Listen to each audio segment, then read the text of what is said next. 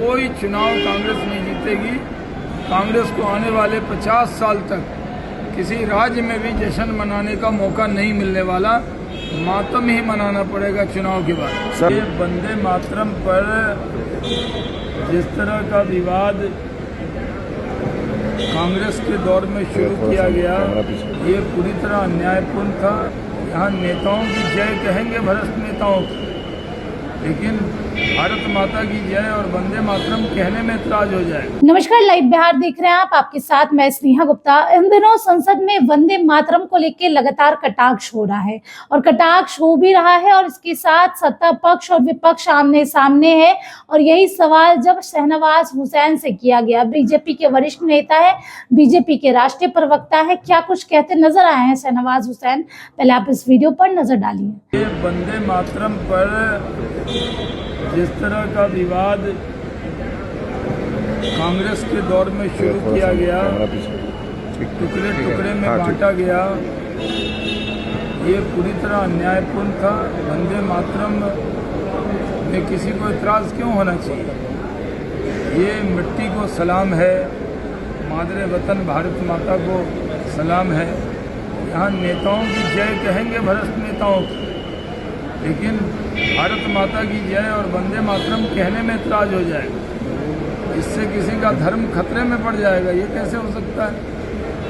सब लोग अच्छी तरह से जानते हैं कि वंदे मातरम पर कांग्रेस ने किस तरह की राजनीति की है। कल पार्लियामेंट में पूरी तरह ध्वस्त हो गई कांग्रेस, और कांग्रेस की जो चाल थी कि वंदे मातरम पर विवाद पैदा किया जाए, जब 150 साल इसके हो रहे हैं तो इस पर बहुत अच्छी चर्चा रही। प्रधानमंत्री जी ने अपने भाषण के जरिए कांग्रेस को पूरी तरह एक्सपोज कर दिया है। इंदिरा गांधी कह रही हैं कि हम लोग देश के लिए बने हैं, प्रधानमंत्री से चुनाव के मुद्दे ला। बीजेपी सिर्फ चुनाव के लिए बनी है, हम लोग कितने चुनाव हार मिलने वाले नहीं है, यही रहेंगे। प्रियंका गांधी ने अरे यार हमको भी लगाना तो भाई, चुनाव के लिए बने तो चुनाव लोकतंत्र के लिए, इमरजेंसी लगाने वाले देश के लिए बने हैं। जिन्होंने इमरजेंसी लगाई, जिन्होंने लोकतंत्र की हत्या की, वो कहाँ देश के लिए है?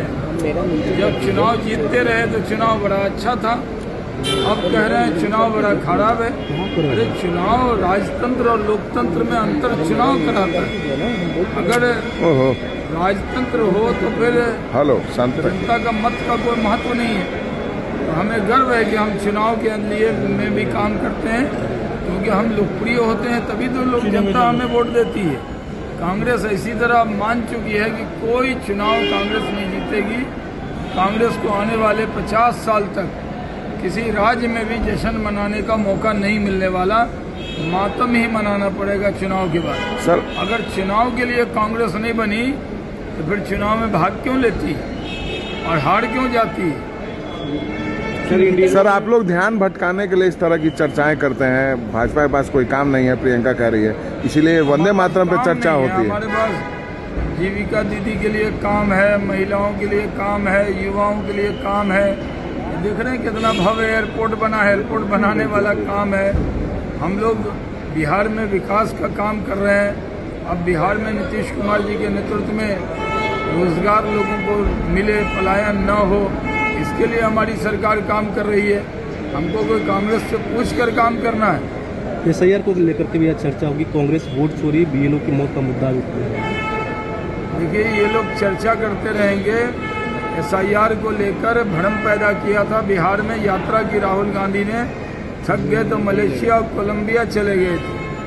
एक आदमी आप लोगों को मिला जिसने कहा कि उसका वोटर लिस्ट में नहीं है।